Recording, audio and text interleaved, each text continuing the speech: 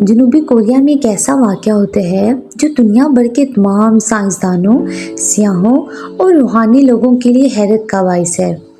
کیا آپ نے کبھی سوچا ہے کہ سمندر بھی راستہ دے سکتا ہے؟ جی ہاں، جنوبی کوریا میں ہر سال ایک موزہ ہوتا ہے جسے دیکھنے کے لیے دنیا بھر سے لوگ آتے ہیں۔ جنوبی کوریا کے جنوب مغربی علاقے میں واقع جونڈو جزیرہ اور قریبی موڈو جزیرہ کے درمیان ہر سال 2 بار ایسا حیران کن منظر سامنے آتا ہے جب سمندر اچانک پیچھے ہٹ جاتا ہے اور دونوں جزیروں کے درمیان ایک قدرتی راستہ کھل جاتا ہے۔ یہ راستہ 2.8 کلومیٹر لمبا اور تقریباً 40 سے 60 میٹر چوڑا ہوتا ہے، جس پر ہزاروں لوگ پیدل چلتے ہیں، بغیر کسی کشتی کے، بغیر کسی پل کے۔ مقامی لوگوں کے مطابق یہ صرف قدرتی نہیں بلکہ ایک روحانی معجزہ بھی ہے۔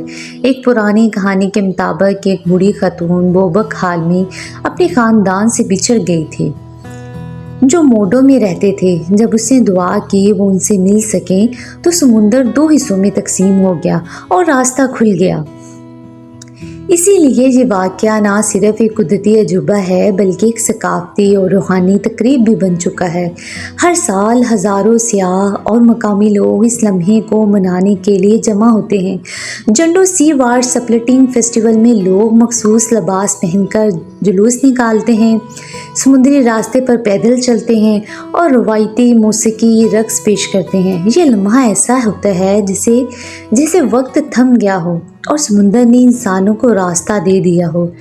یہ مظہر عموماً مارچ اور جون کے درمیان ہوتا ہے۔ اس کی اصل وجہ زمین اور چاند کے درمیان کشش ثقل ہے۔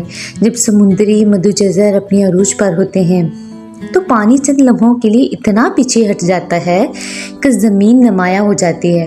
یہ قدرتی عمل صرف 1 گھنٹے کے لیے ہوتا ہے اور پھر پانی واپس آ کر راستے کو ڈھانپ لیتا ہے، جیسے قدرت نے صرف کچھ لمحے کے لیے پردہ ہٹایا ہو۔